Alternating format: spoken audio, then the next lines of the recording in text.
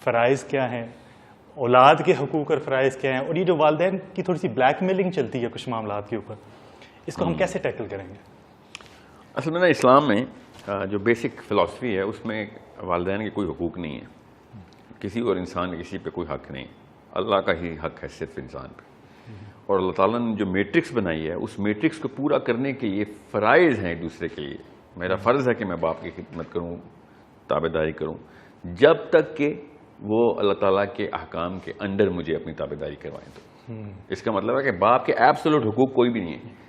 اب اس کا یہ بھی مطلب ہے کہ باپ اگر اللہ تعالیٰ کی تابعداری کے دوران کہ اس میٹرکس کے اندر میرے پہ ظلم بھی کر رہے ہیں تو خیر میں کچھ بھی نہیں کر سکتا, کیونکہ میں میٹرکس آف اللہ کا تابعدار ہوں. ہم نے جو ایک پلاسٹک کا کانسیپٹ نکالا نا حقوق العباد کا, جو کہ اصل میں اسلام میں ہے in a subset of a bigger matrix, کہ اللہ تعالیٰ کی تابعداری کی وجہ سے میں آپ کی تابعداری کر رہا ہوں, اور جو ہوگا اللہ کے لیے ہوگا. اب ہم نے کیا کیا, جو پلاسٹک کا کانسیپٹ آیا تو بالکل ایک کارسینوجینک چیز ہوتی ہے نا, وہ کینسر کریٹ کرتی ہے, تو یہ پلاسٹک نے بھی کینسر ڈال دیا ہمارے روح میں, کہ اب ہم وہ والی باتیں بھی ماننا شروع ہو گئے ماں باپ کی کہ جو اللہ کے خلاف بھی جاتی ہیں, جو شریعت کے مطابق ڈائریکٹ. ہاں, اللہ کے قانون کے خلاف باپ کا قانون ہے, ماں کا قانون ہے, خاندان کا قانون ہے. تو یہ خاندانی مذہب ہے, اسلام نہیں ہے.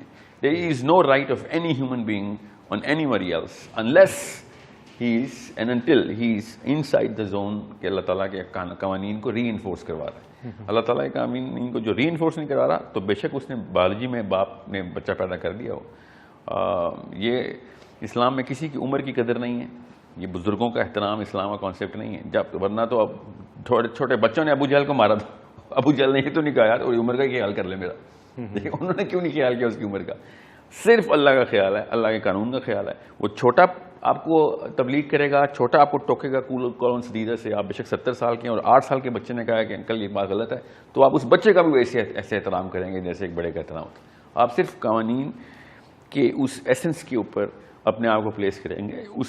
ہمارے باقی کے سارا کچھ کلچر ہے. وہ ایک شعر ہے نا کہ توحید تو یہ ہے کہ خدا حشر میں کہہ دے یہ بندہ دو عالم سے خفا میرے لیے ہے. بالکل بالکل. اور اب وہی بات ہے, جیسے میں آپ کو ایک مثال دیتا ہوں, اسلام میں کسی اور کے لیے کھڑا ہونا منع ہے. صحابی نبی علیہ السلام کے لیے نہیں کھڑے ہوتے تھے جب وہ تشریف ہوتے. ہم لیکن کلاس ٹیچر کلاس میں انٹر ہوتی ہے تو گڈ مارننگ میڈم کہہ کے سب نے کھڑا ہونا ہوتا ہے, اور نہ کھڑا ہو اس کو اسکول سے نکال دیں گے. لٹرلی کیا کہیں گے کہ اس بندے کو تمیز نہیں, ٹھیک ہے. اور حالانکہ جو سب سے بڑی بدتمیزی اللہ تعالیٰ نے کہا ہے, سب سے بڑی تمیزی ہے کہ وہ قانون کو نہ پہچاننا ہے, کہ تم وہ الگ کام کرنا شروع کر دو کہ جو اللہ کے قانون کے علاوہ یا اس کے خلاف ہو. علاوہ کو بدعت کہتے ہیں ہم, اور خلاف جو ہے وہ طاغوت ہے وہ. So it's a bigger problem کہ ایک بندہ اپنے آپ کو محمد علی بھی کہ نام ہے میرا محمد علی, اور میں نے بچے پیدا کیے ہیں, ایک کا نام جو نا مسلمانوں والے نام رکھ دیے, ان کو بتایا کہ کلمہ پڑھو ہم مسلمان ہیں, مگر کام کوئی نہیں ایسا کرنا کہ جو اللہ کے قانون کے مطابق ہو. اس کو پھر کنفیوزڈ کانویلیٹڈ قسم کی فلسفی نکلتی ہے. اس میں بندہ اپنے آپ کو نمازوں کے دوران روتا بھی ہے اور بڑے سنسیئر طریقے سے روتا اللہ کے آگے, مگر کام الٹ کر ہوتا ہے. تو دو فرشتے آپس میں ایک دوسرے کو دیکھ حاصل ہوتے ہیں کہ اس بندے کو مطلب کام سارے شیطانی تیرے اور آنسو تیرے سارے رحمانی, کہاں سے اثر آئے گا پھر. اس لیے کہتا ہوں نا کہ اپنے آپ کو سمجھنے کے لیے دعا کریں, تب پتہ چلے گا کہ باقی کی دعائیں کیوں نہیں قبول ہو رہی ہیں آپ کی. ایک واقعہ ہوا ریسنٹلی نا, میں نے کہا یہ بھی پوچھ ہی لیتا ہوں کہ ہمارے ایک جاننے والے تھے, انہوں نے نا نکاح کیا ہوا تھا دوسرا, تو ان کے والد کو جب پتہ چلا تو انہوں نے جبرن طلاق کروائی اور کہا کہ میں تم سے خوش نہیں ہوں گا اگر تم نے یہ رشتہ قائم رکھا. اور ایک اور جملہ بولا انہوں نے کہ شرک کے بعد سب سے بڑا گناہ والدین کی نافرمانی. 2 ابھی طلاق, اور اس بندے نے پھر جبرن زبردستی اس سے طلاق کروائی. یہ جملہ عمومی ہے کہ شرک کے بعد, حالانکہ یہ بات غلط ہے. شرک کے بعد سب سے بڑا گناہ طاغوت ہے, اور یہ ہے اس نے طاغوتی حرکت کی باپ نے, کہ اللہ کے قانون کے علاوہ یا اس کے خلاف اپنا قانون نافذ کر دی. کوئی بھی شخص اللہ کے قانون مطلب ایک بیوی کو طلاق دینے کے پیچھے جو وجوہات بتائے گا وہ صرف محمد مصطفیٰ صلی اللہ علیہ وسلم کی ذات ہے بس. اس کے علاوہ کوئی نہیں بتا سکتا کہ کس بیوی کو طلاق دینی ہے. ان کی نشانیاں بتا دی ہیں, نبی علیہ السلام نے بتا دیا کہ بیوی اگر یہ کرے تب طلاق دیں گے آپ.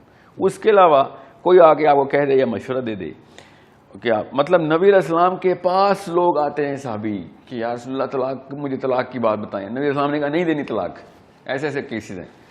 اور ہم لوگ میری بھی لڑکی پسند نہیں, بہو پسند نہیں, جیسے اس کیس کے اندر ایسے باپ کی نافرمانی نہیں, ایسے باپ کو تبلیغ دعوت دیتے ہوتے ہیں. اب ظاہر باپ کو تو نہیں اب ہاتھ سے روک سکتے نا, ورنہ تو میں کہہ رہا تھا کہ باپ کو ایسے باپ کو بھی ہاتھ سے روکو. وہ طاغوت کا علم بردار ہے, اپنے آپ کو نعوذ باللہ اللہ کے مقابلے میں لے آیا کہ میں بتاؤں گا کہ کس لڑکی کو طلاق دینی ہے کہ نہیں. مطلب حقوق العباد کی بات بھی ایک طرف کرنی اور دوسری طرف اس بچی کا مطلب تہس نہس کر کے رکھ دینا ہے. ایک نہ صرف ایک لڑکی کی تو سینسیٹیوٹی اور ہوتی ہے نا, لڑکے کے طلاق کا کوئی اتنا اسٹریس نہیں ہوتی, لڑکی کی طلاق کے بعد امپلیکیشن بہت بڑھ جاتی. اسلام میں بھی, میں کسی اور کلچر کو تو مانتا بھی نہیں. سو وہ تو کہیں پہ بروئے مطلب کسی کو ٹینشن ہی نہیں ہوتی کہ طلاق کے بعد لڑکی سے کرنا کیا. اگر اسلام کے اصول پتہ چل جائے نا تو پاکستانی مرد شادی کرنی بند کر دیں کہ طلاق کے بعد بھی کس طریقے سے اس لڑکی کے نان نفی کا انتظام رکھنا ہے, اپنے بچوں کا انتظام رکھنا ہے.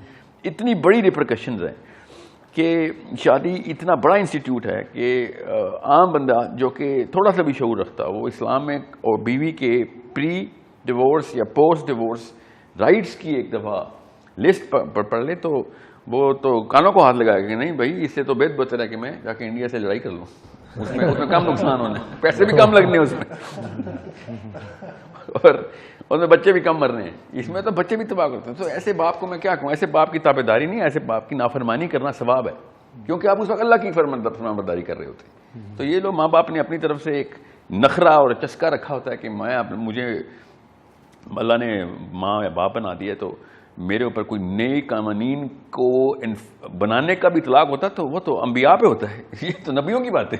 وہ بڑھاپے کے سہارے کے مطلب ابھی انویسٹمنٹ کیے جو بڑھاپے کا سہارا, تو اگر انہیں بزنس میں ہے نا, بزنس میں ماں باپ تھوڑی ہیں تو اگر ان کو اللہ سے کنیکٹ کر دے بچوں کو اور بچوں کو اللہ کے تھرو پتہ چلے کہ والدین کیا ہیں تو وہ کبھی بھی آپ کو نہیں چھوڑیں گے, زندگی بھر نہیں چھوڑیں گے. ایکچولی میں اسی وجہ سے وہ صرف اللہ کا قانون ہے جو بڑی عمر کے ماں باپ کی خدمت کرواتا ہے بچوں سے.